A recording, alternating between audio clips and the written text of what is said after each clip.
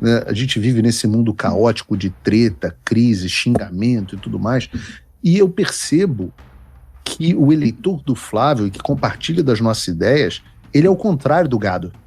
Ele é um eleitor extremamente crítico. Olavo Edu Carvalho, melhor canal de corte do YouTube. Na semana passada, uma das coisas que a gente falou aqui no programa de quinta-feira, e tem falado com uma certa frequência, é que campanhas possuem estratégias, pessoas com estratégias e posicionamentos diferentes. Isso é normal. Você tem pessoas que pensam diferente e o ônus da decisão sempre, de qual caminho seguir, sempre recai sobre o candidato. Mas é bom, inclusive, que ele se cerque de pessoas com visões diferentes e que têm, portanto, estratégias diferentes para ganhar a eleição. Todas essas pessoas, eu hoje considero que todas as pessoas que estão no entorno do Flávio querem que ele ganhe. Então, são pessoas que querem o melhor do Brasil, o melhor para o Flávio. Mas são pessoas que têm estratégias diferentes e veem caminhos diferentes para ele ganhar a eleição. E é impossível saber quem que tá absolutamente certo, né? Mas se eu achasse que eu não estava certo, eu mudaria de opinião, né? Eu não tenho nenhum compromisso, aliás, com a minha opinião, eu tenho compromisso com a realidade, tenho compromisso com o resultado final, tenho compromisso com o Flávio presidente, que é o que é bom para o Brasil, que é o que avança as nossas ideias, é o que avança, melhora a nossa vida.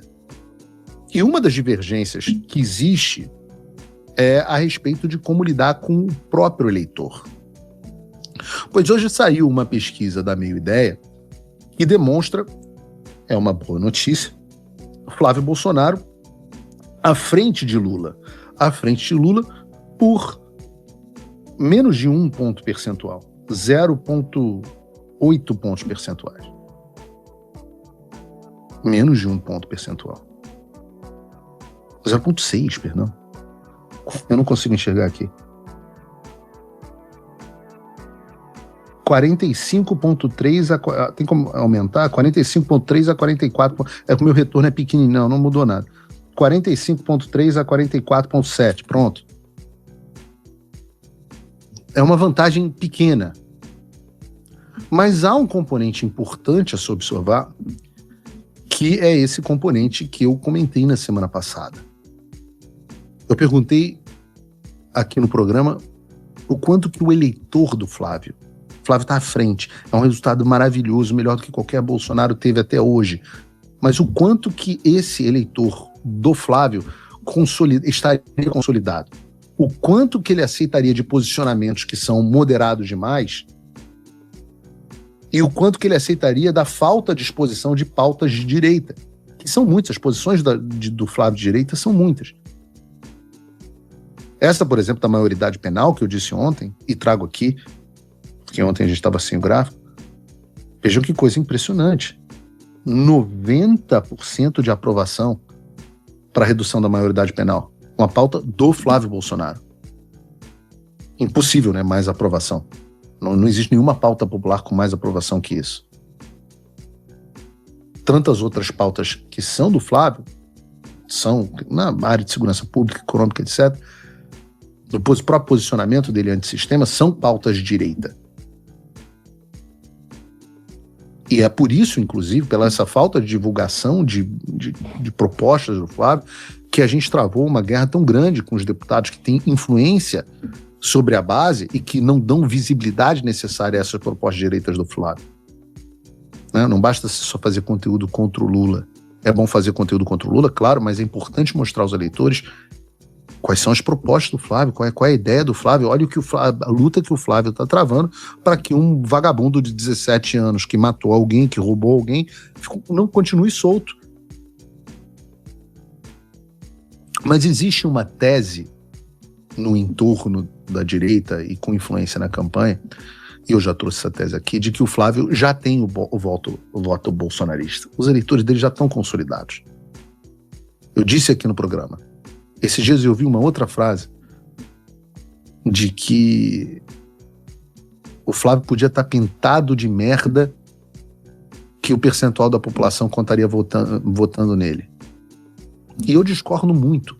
muito, muito, muito, talvez pela minha interação com vocês, né? A gente vive nesse mundo caótico de treta, crise, xingamento e tudo mais, e eu percebo que o eleitor do Flávio, e que compartilha das nossas ideias, ele é o contrário do gado. Ele é um eleitor extremamente crítico. Fala pessoal, tá gostando desse vídeo? Não esqueça de deixar o seu like e se inscrever no canal Olavo Edu Carvalho para receber notícias quentíssimas todos os dias.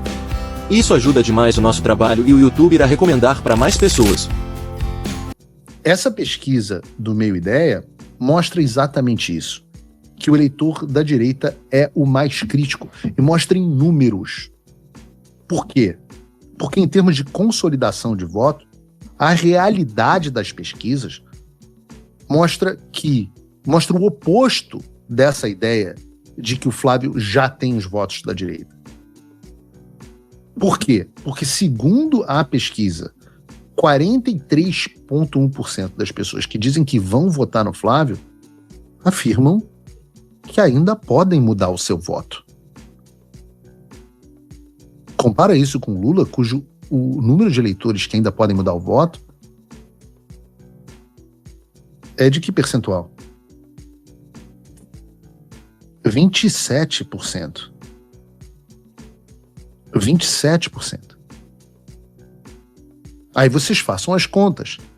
Se você acha que o Flávio tem 30%, 40% do eleitorado no primeiro turno e 43% desses caras podem mudar o voto, a gente está falando de alguma coisa como 15, 17 pontos percentuais. 17% dos eleitores. Peraí, então você tem 15, 17% dos eleitores totais da eleição em risco. E aí você vai acenar e abandonar o seu eleitorado que você acha que está garantido para quê? Para ganhar 2% do Zema que dizem que podem mudar de voto? Que estratégia maluca. O quanto você pode abrir mão da sua militância pedindo voto e fazendo campanha para você com pessoas engajadas que não vão preferir ficar dormindo no domingo em vez de votar, pessoas que consideram o resgate do Brasil como uma missão.